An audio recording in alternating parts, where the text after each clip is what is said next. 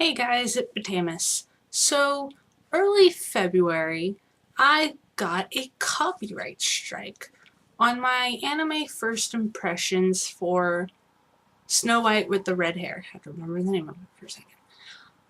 And I got my copyright strike in an email. So I'm looking through, seeing who the claim person is, and the title of what was allegedly infringed in my video.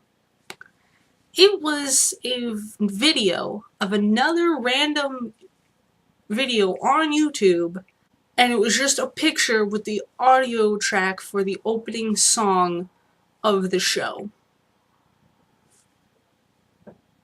I don't have the opening song in my video.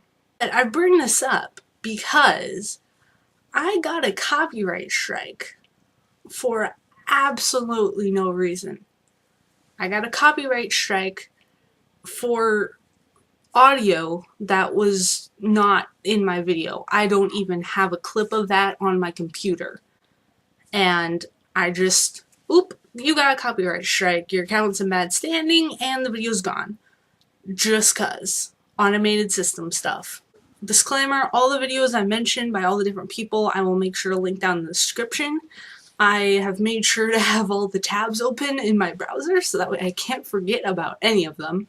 So if any of these videos you want to go see, which I highly recommend going and watching all of them, the links to them will be in the description. When I first started seeing this going around, I saw it from the BlackCriticGuy, and he was talking about his favorite YouTuber, Nostalgia Critic, and his video about him getting messed up with copyright strikes and stuff. It like resonated with him.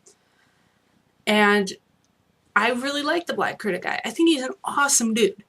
And watching his video, I thought I understood. And I thought I understood because previously with what happened with the original The Nerds channel, and it got deactivated for some reason I still have yet to know.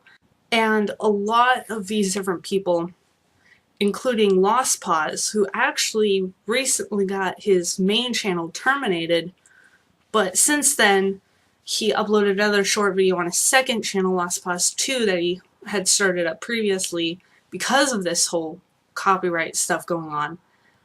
And he was like, the channel's back! And so he got his channel back. I believe from what he said, he still got like a 2-week ban, but he got his channel terminated for copyright strikes on videos that he had censored. And apparently, even though they were censored and a lot better and more suitable, and one of them already had an 18+ age restriction on it, and then just got looked at later and said, no, copyright strike. Or, sorry, not copyright strike, community guideline strike. And even though it was completely censored, a lot more than other videos that are still up on YouTube, but that's what got his channel terminated originally. As far as I've heard, he's got his main channel back because of him and his friends and just so many other people making noise about this. And it's happening to everyone. Like, I'm seeing more and more videos about this popping up, and I wanna be a part of this mob, cause it's happened to me. I thought I understood, and then like a week later, I got this random copyright strike. I thankfully got it resolved, and so that video's back up, and my account's in good standing again. But still, that was a rough month, and I should have been heavily relieved. I was happy, but I wasn't necessarily relieved. Because this isn't fixed. That particular instance may have been resolved, but it was in no way fixed. And I want to point something out. Way back when, I saw a video by the Anime Man talking about how, I believe it was companies over in Japan, were trying to, like, not undermine fair use, but they wanted to be a lot stricter with their, like, fair use stuff. and that it would end up causing a really big problem for anime reviewers and AMVers and all of that over here in the West, because then they could actually get sued for using or talking about their animes and stuff. And a lot of this copyright strike that's been happening in 2016 has mainly only been happening to anime.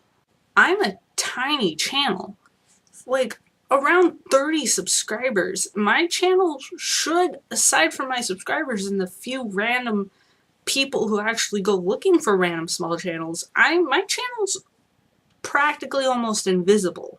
A lot of people, including me, are being like, YouTube, you need to fix your system. But I remember watching back to that video, and I can't help but think there's something related with that. Like, I truly feel like these things are related.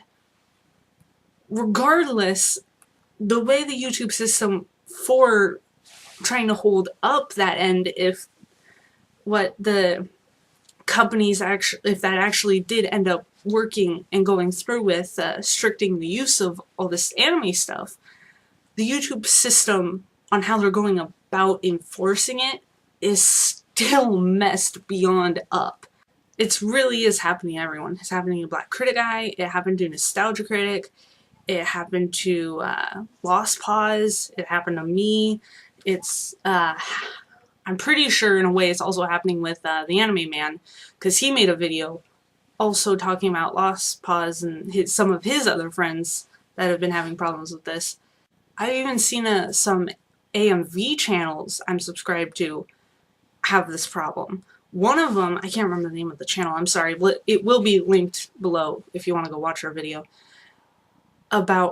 She talked about how her and her other AMV friends just kind of went and put their channels on lockdown. Like, they each looked at each other's videos and privated certain ones, put age restrictions on others, and just completely put their channel on lockdown. And actually went and made second channels just in case their main channels got taken down. It's happening to a lot of people, and it's getting pretty ridiculous. A lot of them are getting strikes and guideline strikes for very minimal reasons. Like mine, I got the strike for footage I don't even have, and that's not in my video at all, and I still had to stress about it even though there was really no reason for it to even have occurred. And the same thing is happening for all of these other people. They're getting strikes for videos that are completely protected under fair use and that are completely censored, and it's like all these people do this either as a really big hobby or a job. Some a lot more than others, like this is their job. And so they are already very careful about all these new rules that YouTube has for all their copyright and guideline strikes and stuff. Lost Pause put this in a very good perspective. There are other videos that are just blatant nudity and even worse and all of that other stuff, and half of them don't even have an age restriction. And yet he got his video removed when it was already looked over and already given an age restriction, and then and then someone came back to it and then just gave him a strike for it for no reason. Yes, this is a problem on YouTube. And the CEO herself, head of YouTube, has said on Twitter with tweets, has acknowledged its problem. YouTube, supposedly, I haven't read this, but I've heard it from other people on YouTube, has supposedly, on their forums, acknowledged the problem. But it's not being fixed. And there are a lot of people who think there's not much we YouTubers can do. And if you think about it and you've actually been in that situation, there really kind of isn't. When you get claims on your videos for, say, music, it gives you time frames for where this music is, so that way it tells you, it lets you go back and see it.